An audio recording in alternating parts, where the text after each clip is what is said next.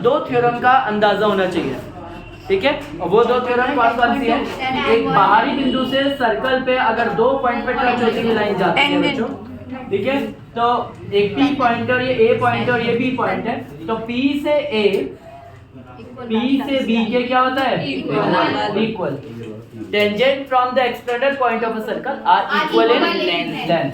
और दूसरा वाला क्या कहता है कि अगर एक सर्कल है बच्चों और उस सर्कल पे कोई टेंजेंट टच होती हुई तो जा रही है और एक सेंटर है, सेंटर पे कोई एक रेडियस भी है, उसी पॉइंट पे टच हो रहा है, तो हमें रेडियस और टेंजेंट के बीच में कितना डिग्री मिलेगा? 90 डिग्री। कि radius is always perpendicular to tangent, या फिर अगर इसे A, B और P कहेंगे तो angle OBP is equal to 90 degree होगा। ये है 10.1 थ्योरम, ठीक है। Tangent of a circle is perpendicular to the radius of a circle. टेंजेंट और रेडियस एक दूसरे पे क्या होते हैं? परपेंडिकुलर 90 डिग्री होते हैं। All done? सबको क्लियर है? अब यहाँ से आगे बढ़ते हैं। मैंने ये दो थ्योरम क्यों बताई? क्योंकि यहाँ से ये क्वेश्चन खत्म हो जाएगा। पहला, सबसे पहले क्वेश्चन में ये पूरा सर्कल दे रखा है जो एक ट्रायंगल को 3 पॉइंट पे कहीं ना कहीं टच कर रहा है, क्लियर? नेक्स्ट आता है हमें पेरीमीटर निकालना है। पेरीमीटर किसका? ABC, यानी कि हमें AB की पूरी लेंथ चाहिए प्लस BC चाहिए प्लस AB, BC और AC है ना, जिसे CAB बोल सकते हो आप। अब ध्यान देखो, A से C पूरा 9 दे रखा है, ये वाला हो गया 9। B से C हमें नहीं दे रखा और A से B भी हमें पूरा नहीं दे रखा है, मतलब हमें AB पूरा चाहिए और AB और BC ढूंढने जाएंगे। अब आते हैं दूसरा, हमें पता है सर्कल के बाहर कितने पॉइंट है? सिर्फ 3। सर्कल के बाहर है एक पॉइंट A, सर्कल के बाहर है C और सर्कल के बाहर है B। पहले A से देखेंगे, A से एक लाइन जा रही है कहाँ तक? वो किसके बराबर है? A से B। तो ये 4 है तो ये भी क्या हो जाएगा? 4। थ्योरम लिखेंगे अभी हम? अभी हमने नहीं लिखी। तो दूसरा, B से Q है जो, B से Q है 6, है ना? और B से B कौन सा है? 6। B से B वो भी कितना हो जाएगा? 6। तो वाह, मजा आ गया, ये भी 6 मिल गया। ये 4 है तो यहाँ से यहाँ तक ये भी 6 मिल गया, 4 मिल गया। सबको क्लियर है? अब आते हैं नेक्स्ट। अब यहाँ पे आते हैं, हमें पता है C से R, CR को अगर ध्यान से देखोगे तो पूरे 9 में से क्या जाएगा? 4। 9 में से 4 गया तो कितना बचा? 5। तो C से R 5 है, तो C से R 5 है, तो C से Q भी क्या हो जाएगा? ये भी 5 हो जाएगा। ये तीनों में एक ही थ्योरम है, tangent from the external point of a circle are equal in length, यानी कि जो इक्वल होगी वो टेंजेंट्स होगी। ये पूरा बताने के बाद अब क्वेश्चन खत्म करते हैं। हमें AB चाहिए था, AB को ध्यान देखो, ये 5 है तो ये भी कितना हो जाएगा? 5 AB। पूरा AB दो चीजें से मिलके बना, एक AB प्लस PB। एक 4 है और एक 6 है, टोटल कितना हो गया? 10। दूसरा मुझे BC चाहिए था, BC पूरा बन के आया है CQ प्लस QB। तो ये भी कितना आ गया? 5 प्लस 6 कितना होता है? 11। और ये पहले से क्या था? अब आप इस लाइन को लिखोगे, इन तीनों की वैल्यूज डालोगे, तीनों की वैल्यूज को जोड़ोगे और आंसर निकाल के लिखोगे। किसने कर लिया था ये? क्या है? बहुत लोगों ने कर लिया था, बहुत लोगों ने। Very good. अब आते हैं नेक्स्ट इस पे। इस वाले को कैसे करेंगे? इस वाले को समझाता हूँ, आ जाएगा समझ। ये 90 है, ये x है, हमें x ढूंढना है। हमें पता है कि ये टेंजेंट है बाहर से, Q से A जो है वो टेंजेंट है क्योंकि सर्कल को एक पॉइंट पर टच कर रही है।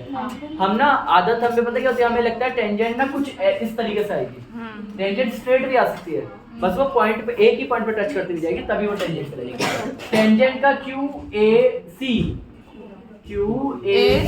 कितना डिग्री होना चाहिए? 90 डिग्री, क्योंकि यहाँ लिखेंगे टेंजेंट और रेडियस एक दूसरे पे क्या होते हैं? 90। हमें पता है, मैं बोल लूं? हमें ये क्लियर पता है कि DAQ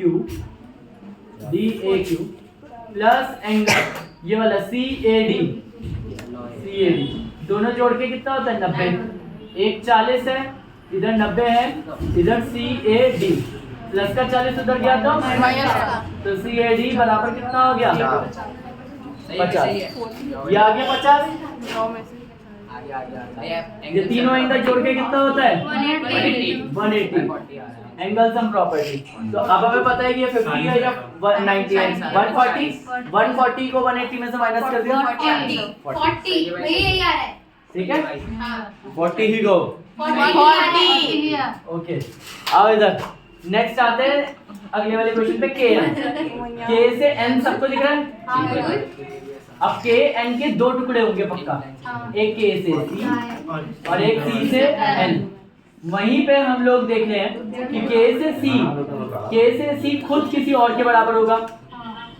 अब देखो एक ये वाला है, एक सबको दिख रहा है और दूसरा क्या है bn। तो मैं आपको क्लियर कट दिखाता हूँ, कैसे होगा। ध्यान से देखना, ये है एन पॉइंट है ना, एन पॉइंट दिख रहा है। एन से बी पे आ रहे हैं और एन से कहाँ जा रहे हैं सी पे। सबको दिख रहा है। वैसे ही के पे आओ, के से ए पे जा रहे हैं और के से सी पे जा रहे हैं। ये दोनों इक्वेशन नंबर 1 इक्वेशन नंबर 2। हमें यहाँ पे KC और CN चाहिए। KC और CN ये लेना, इन दोनों को क्या करना है ऐड करना है, तभी वो KN बनेगा। और जब इन दोनों को ऐड करूंगा तो ऑटोमेटिकली ये दोनों ही हमारे हैं आंसर। NB DN ही है, AK KA है। तो मैं क्या करता हूँ adding equation 1 and 2 equation 1 and equation number 2। बस क्या देखना ये ऐड करके मैंने इधर लिखा है, तो इसे लिख दिया CN प्लस या NC लिख देता हूँ, चलो NC plus KC equal to यहाँ पे इसको लिखा NB प्लस KA। NB को एक पहले इसको AK कह दिया और इसको BN कह दिया ताकि इसके नाम मैच होने लगे। और इन दोनों को जोड़ के क्या बना मेरा, देखो ये टुकड़ा और ये टुकड़ा जोड़ के क्या बना पूरा पूरा हेंस।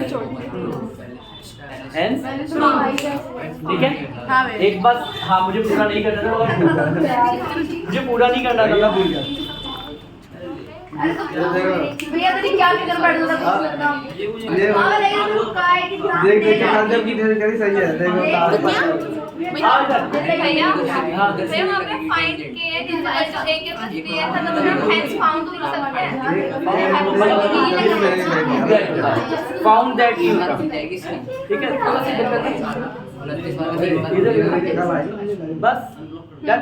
अब इधर देखिए लास्ट, और इसको शायद मुझे पूरा बताने की जरूरत नहीं है। हाँ भैया, यहाँ से यहाँ तक R है तो यहाँ से यहाँ तक भी R होगा। एक बात और, हमें ये पूरी AC नहीं पता, मगर हमें पता ही है 90 डिग्री वाले ट्रायंगल में फंसे ना, 90 डिग्री वाले ट्रायंगल में फंसे ना, 90 डिग्री में AC का स्क्वायर बराबर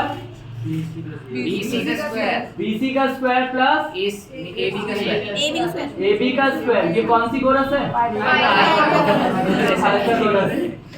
पाइथागोरस थ्योरम लगा लोगे। AC निकालने के लिए AC का स्क्वायर 14 का स्क्वायर प्लस 48 का स्क्वायर। मैं सॉल्व नहीं करूंगा, स्क्वायर हटेगा रूट चढ़ेगा, पूरा आंसर निकालोगे तो AC निकल के आ जाएगा। मैं आंसर नहीं बोलूंगा मगर आप लोगों को मैं बताऊं आंसर बहुत इजी है, बहुत इजी आ जाएगा। जब AC आ जाएगा तो अब देखो ये R है तो ये भी क्या हो गया R। ये पूरा 14 है तो बचा कितना पूरा 14 है, 14 में से R गया तो बचा कितना 14 माइनस R। कोई 7 बोल रहा है, पता नहीं किसको किसने डिसाइड कर दिया कि R है। अगर ये 14 माइनस, देखो यहाँ से इस पॉइंट तक 14 माइनस आ रहा है तो ये भी क्या हो जाएगा 14 माइनस R। सेम ऐसे ही यहाँ पे, यहाँ देखो दूसरा ये R है, ये भी तो R है, ये भी R होगा, ये वाला क्या होगा 48 माइनस R। और ये 48 माइनस R है तो ये भी क्या हो जाएगा 48 माइनस R। अब हमें पता है हम लोगों ने AC अभी निकाला है ताजा ताजा, तो एक वैल्यू, और मेरा AC आ रहा है 14 minus R plus 48 minus R, 48 minus R। इन दोनों को अगर मैं जोड़ूंगा तो यही आंसर होगा AC के बराबर। 48 और 14 यहाँ जुड़ जाएगा, 2R प्लस के हैं माइनस के हैं, उधर जाएंगे तो 2R उधर चल जाएगा, ये प्लस ये राइट है, ये प्लस का इधर आएगा तो 48 और ये जुड़ेगा तो कितना होता है 52 62 अब 62 में से वो आंसर निकल जाएगा जो AC था, तो आपके पास R आ जाएगा। हाँ भैया। मल्टीप्लाई में इधर आएगा। Done, all set, pause.